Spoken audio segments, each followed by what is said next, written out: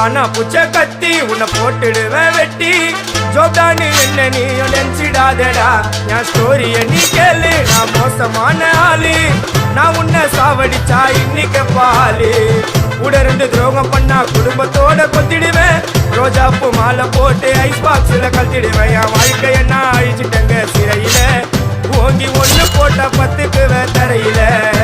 என் வாழ்க்கைய நான் அழிச்சிட்டேங்க சிறையில ஓங்கி 1 போட்டா 10க்கு தரையில நான் சானா புச்ச